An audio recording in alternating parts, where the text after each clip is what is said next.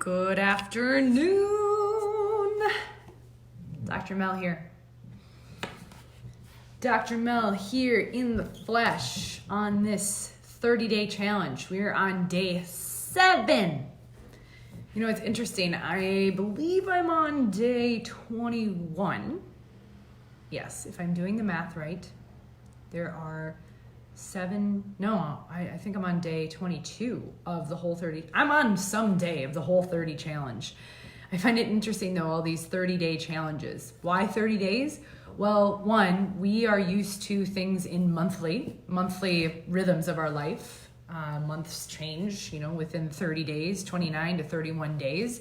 So I think a month is a really great opportunity and time to shift things because it takes time for things to change and for your nervous system to change and your body to heal. So I'm on day 7, and today I wanted to talk to you about sex. I wanted to talk to you about sexual healing, emotional trauma, and your libido, and how chiropractic care can actually influence that. One of the things I see happen with the women that I work with, whether they're dealing with fertility challenges, Maritza, I was just thinking of you.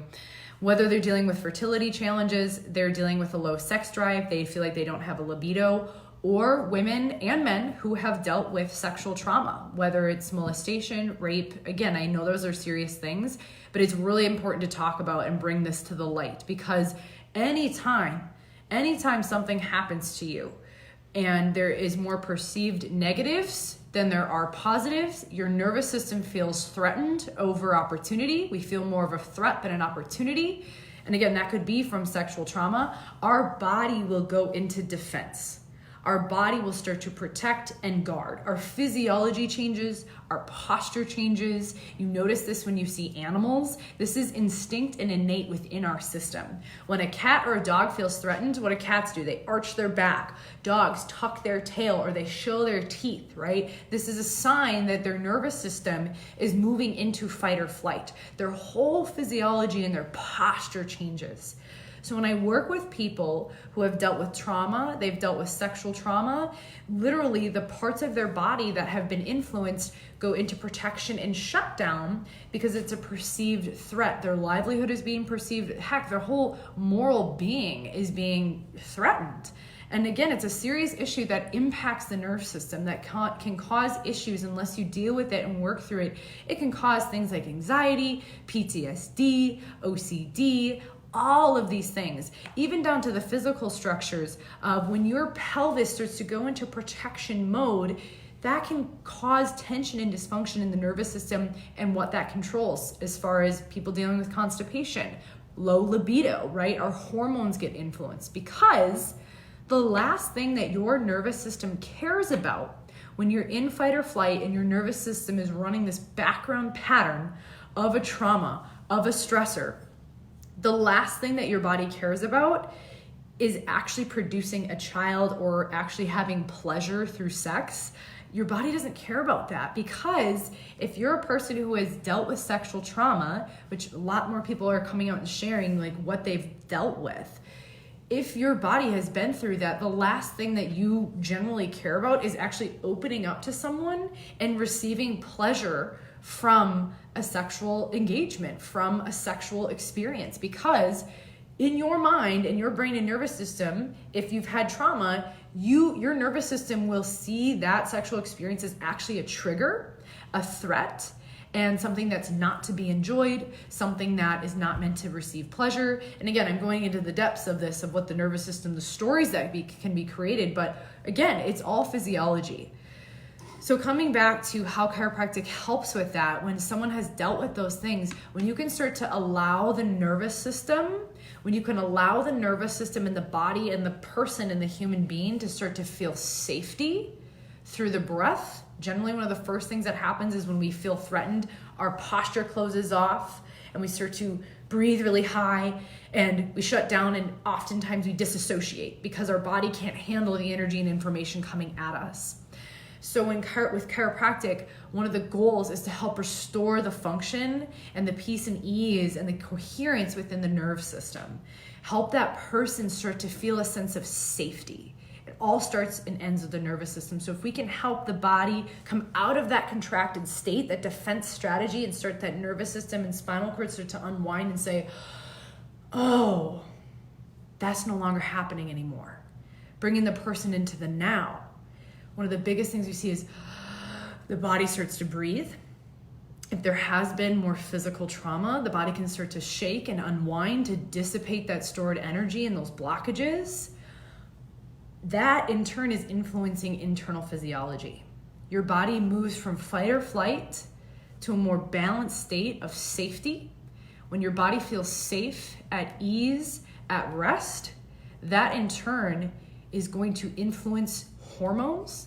Your body actually starts to self-regulate and produce hormones in which you actually care about actually having sexual pleasure because you're in a safe place. This is a big thing I see, especially working with people who have dealt with trauma. They actually feel as though they can perceive safety in a physical engagement and their body isn't living in the past. And in turn, their libido starts to change. They start to perceive the world differently and say, hey, I feel safe, I feel grounded, I've healed from this trauma, I can move into a sexual experience and actually receive pleasure. Because it's important as a human being to receive pleasure, right? That's how we pass on our DNA. That doesn't really generally happen without an orgasm. In an orgasm, you need to be in a relaxed, euphoric state. So if your nervous system is stressed the F out from things that have happened, things that are happening, the chances of you actually being able to receive pleasure, take a deep breath, be in that experience are much more unlikely.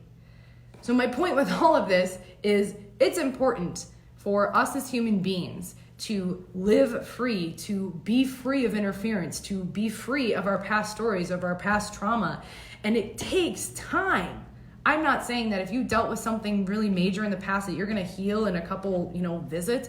That can take time. That's some deep work. And you're probably always going to be impacted and have triggers, but how can we start to continuously teach the nervous system that it's safe?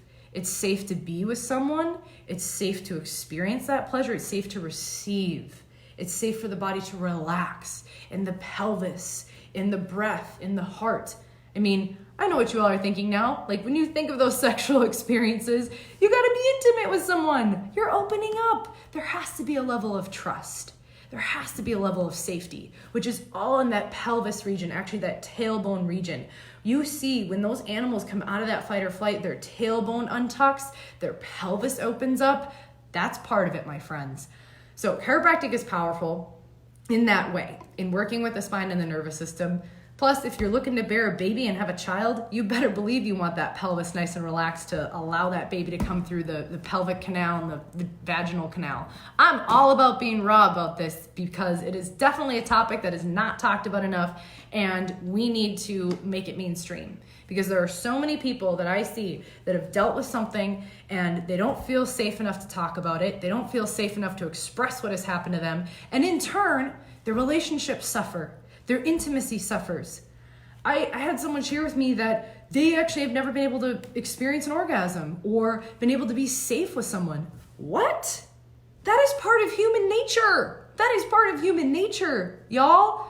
Like, let's end that, especially for us women. Like, it's okay to receive pleasure as a woman. It is okay as a man to receive pleasure, however you identify. Yes, Maritza, yeah, babies. You're producing one very soon. So again, I come back to this because it's a vulnerable topic, and I think it's really important to talk about and bring to light and have conversations about sexual intimacy, about orgasm, about how it relates to your physiology and how it relates to the nervous system, and how when you've dealt with things in the past and you have stress in your body, your relationships may take a toll. Your ability to be intimate, and that's not only intimate sexually, but think about if you need to be intimate and close and connected with your friendships, with people on your team, that also is work within the nervous system and spine. That also requires you being vulnerable and open and relaxed. And again, I'm not saying like don't go have sex with your coworkers, but choose your own choices there. But it all comes back to being able to integrate things to help the body feel safe, to help the nervous system feel safe, and in turn start to heal, start to thrive, moving from surviving to thriving. So this is how I see changes happen in the nervous system. What I see change, which I'm so grateful for. I love when women come into my office and say, Dr. Mel, my relationship is better. I'm having more sex. I'm having better sex. I am having amazing orgasms. My libido is way better. Like, is this a result of the work we're doing? And I always say, what do you think? And most women, I don't think anyone has ever said no. Most of them say, well, yeah, it makes total sense. So cheers to more intimacy. Cheers to healthy relationships. Cheers to healing emotional trauma. I'm going to go do my own work and have lunch. I appreciate you all. Thanks for tuning in. And let me know what other questions you have when it comes to this topic. I know it's raw, real, and vulnerable, but that's what we're all about. So happy day 7. Peace, love. Keep inspiring.